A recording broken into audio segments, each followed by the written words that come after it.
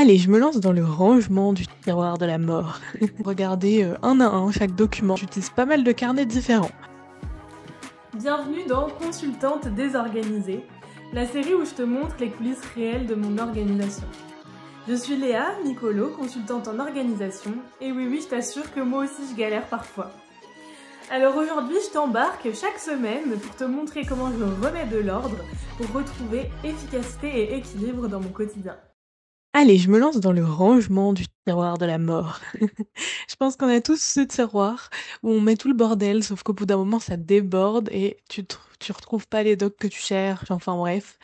J'en ai marre de ce tiroir, alors je me lance. Donc je commence tout simplement par regarder un à un chaque document, chaque élément que je retrouve dans ce tiroir. Et je vais faire 3 piles. Une pile à jeter, une pile à conserver et que je dois archiver plus tard, et une pile des documents sur lesquels je dois faire une action avant de pouvoir les jeter.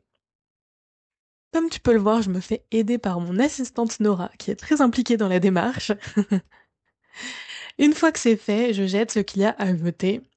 Et ensuite, j'ai trouvé une pochette vide dans laquelle je vais pouvoir mettre tout ce que je dois archiver. Si t'as suivi ma précédente vidéo, j'ai pas encore reçu mes nouvelles boîtes de rangement, alors temporairement je les mets ici, mais ensuite ce sera à tout ranger dans les nouvelles boîtes. Et ensuite, pour les documents qui me restent, c'est des infos que je dois conserver principalement dans mon espace Notion. Donc je sais pas si vous voyez bien le document en question, je remettrai une petite image. En fait, c'est la trame que je me suis faite pour les appels découvertes. Et du coup, là, pour l'instant, j'imprime un nouvel exemplaire à chaque fois que j'ai un rendez-vous, sauf que c'est pas très pratique.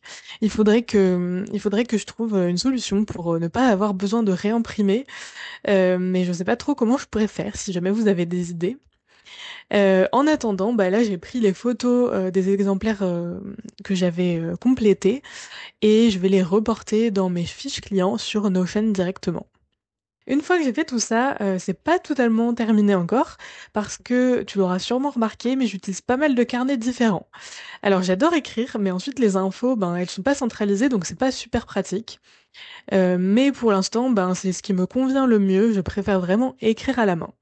Donc ce que je fais, c'est que régulièrement, je parcours toutes les pages de mon carnet, ou de mes carnets. Si c'est une information que je veux conserver, je garde la page dans mon carnet. Et par contre, si c'est des infos que j'ai écrites temporairement parce que j'étais en train de réfléchir ou autre, je déchire la page et je la jette. Donc comme ça, dans le carnet, en fait, il me reste uniquement les informations que je veux conserver. Et ces informations, au bout d'un moment, souvent à la fin du carnet, en fait, je vais venir les reporter dans mon espace sur Notion. En tout cas, voilà, j'ai terminé mon tri pour cette fois-là. La prochaine étape, ce sera quand j'aurai reçu tous les meubles, les boîtes et tout ça dont je te parlais dans l'épisode précédent, pour tout bien ranger comme il faut. Donc j'ai plutôt hâte de faire tout ça. Je ferai un prochain épisode là-dessus.